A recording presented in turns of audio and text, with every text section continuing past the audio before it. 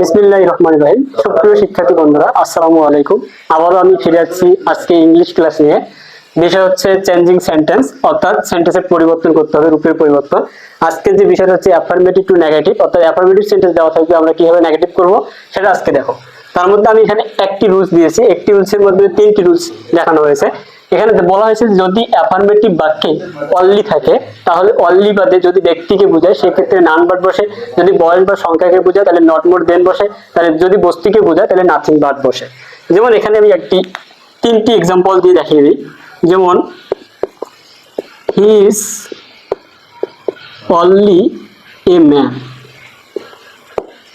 তাহলে এটাকে নেগেটিভ করতে বলছে, অ্যাফার্মেটিভ দেওয়া আছে, নেগেটিভ করতে হবে। তার মানে সাইডে এইভাবে লেখা থাকবে নেগেটিভ, তার মানে তোমাকে এটা নেগেটিভ করতে হবে। যেমন এখানে দেওয়া আছে হি ইজ অনলি এ ম্যান, সেই একমাত্র ব্যক্তি। তাহলে এখানে কি বুঝাইছে? ব্যক্তিকে বুঝাইছে। এ ম্যান মানে ব্যক্তিকে বুঝাইছে। যদি ব্যক্তিকে বোঝায় অনলি থাকে তাহলে সেই ক্ষেত্রে বুঝে বসে অনলি পরিবর্তে নান বার। তাহলে আমরা অনলির পরিবর্তে আগে নান বারটা লিখবো। এই যে নান বার, হি ইজ এ ম্যান, তার মানে অনলি উঠে গেল আর বাকি সেন্টেন্সটা ঠিকই থাকবে। তাহলে এখানে বুঝলো none but he is a man. তারপরে আরেকটি উদাহরণ, হি ইজ অনলি 10 years old, এটাকে নেগেটিভ করতে বলছি। তার মানে এখানে দেখা যাচ্ছে যে হি ইজ অনলি 10 years old, তার বয়স মাত্র 10 বছর। তাহলে এখানে কি বলেছে? এই যে 10 years old মানে বয়স কি বুঝাইছে? যদি বয়স বা সংখ্যাকে বোঝায় সেই ক্ষেত্রে আমরা অনলির পরিবর্তে নট মোর দেন অথবা নট লেস দেন বসাতে পারি। তার মানে নট লেস দেন বসালে কিন্তু ভার্বের সাথে এস বাই এস যুক্ত করতে হবে। তার মধ্যে আমি এখানে একটাই দিছি, নট মোর দেন। তাইলে এখানে হি ঠিকই থাকবে, ইজ, এই অনলির পরিবর্তে বসবে not more than, not more than 10 years old।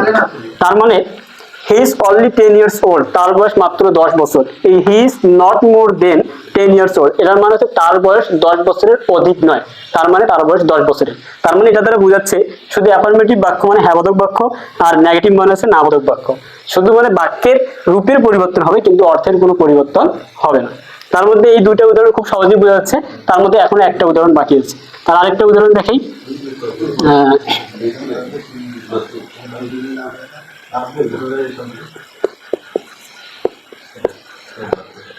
He has only a car.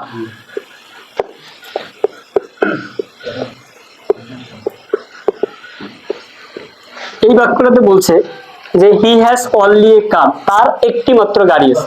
তার মানে এই গাড়িটা কি? এই গাড়িটা একটা বস্তু, তার মানে এটা বস্তুকে বলেছে। তাহলে বস্তুর পরিবর্তে সেক্ষেত্রে আমরা লিখতে পারি হি হ্যাজ, অনলির পরিবর্তে আমরা লিখতে পারি নাথিং বাট। তাহলে নাথিং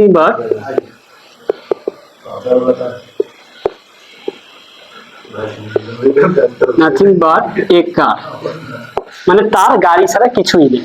তার মানে এটা দ্বারা বোঝাচ্ছে যে হি হ্যাজ অনলি এ কার, তার একটি মাত্র গাড়ি আছে। হি হ্যাজ নাথিং বাট এ কার, তার একটি মাত্র গাড়ি ছাড়া কিছুই নেই। তার মানে সে এই গাড়ি, তার মানে বাক্যের কোনো, শুধু বাক্যের রূপের পরিবর্তন হচ্ছে কিন্তু অর্থের কোনো পরিবর্তন হচ্ছে না। তাহলে আজকের ক্লাস কেমন লাগলো অবশ্যই কমেন্ট করে জানাবেন এবং আমাদের পাশে থাকার জন্য আপনাদের সবাইকে ধন্যবাদ। আবারও সালাম, আসসালামু আলাইকুম ওয়া রাহমাতুল্লাহ।